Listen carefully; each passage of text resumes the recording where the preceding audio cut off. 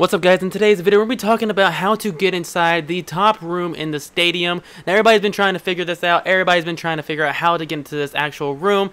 And in today's video, if you're struggling with that, I'm going to be helping with that and giving you the easiest way that I actually got into it myself. And I was doing this playing solos. So you can actually do this playing solo. But before we get to that, I want you guys to subscribe if you're new right here, to drop that thumbs up to today's video and then comment down below and tell me what you think about the actual stadium Easter egg. And if you guys need any help, put that down in the comments. Put your Activision tags down in the comments, and I'll be helping some people over this next week with this Easter egg as well. So make sure you guys do comment that down below in the comments down below. But anyways, once again, let's get right into this. So the first thing that you need to know is that you have to land at the stadium to get this done the easiest way and the quickest way possible. And the way that I did it is I landed at the bottom parking garages to actually find the key cards the fastest. So these key cards are spread out in corners all around of the parking garage and even on the first floor of this actual stadium layout. And they're found underneath staircases. Like, you're gonna be seeing them. They light up blue. Like, it's just like, it looks like a normal key card.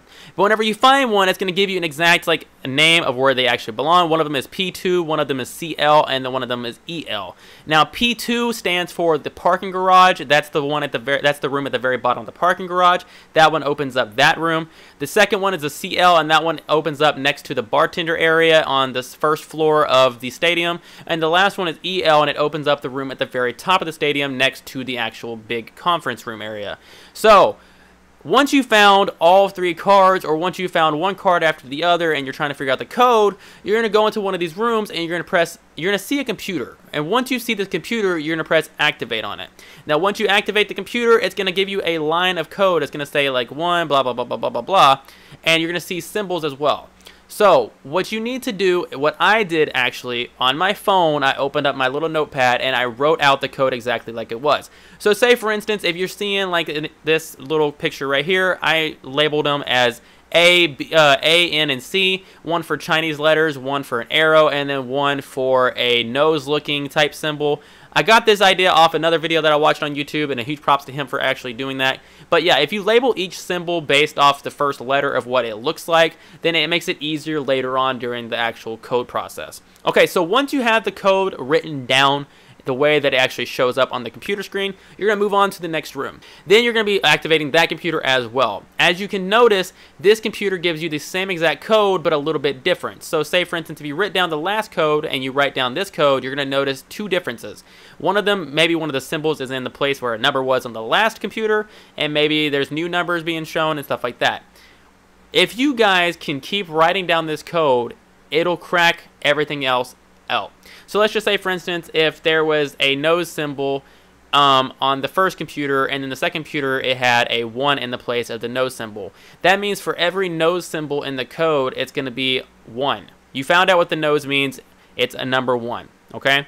So let's just say, for instance, if the arrow on the second computer was in place of the number on the first computer, then you know that the first computer's number is the code for the arrow symbol.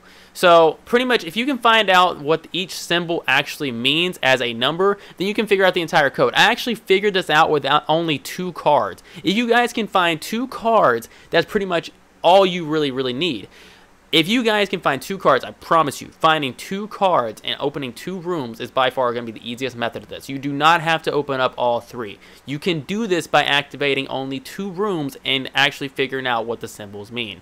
I highly recommend that you guys just focus on getting 2 cards and opening up 2 rooms and focusing on cracking what the symbols mean. And that's pretty much it. Once you do that, you go to the bunker, or you go to the this conference room little area, and you type in the code. Now let's just say, for instance, with my thing, I only found 2 rooms and I basically had 1 symbol left to crack.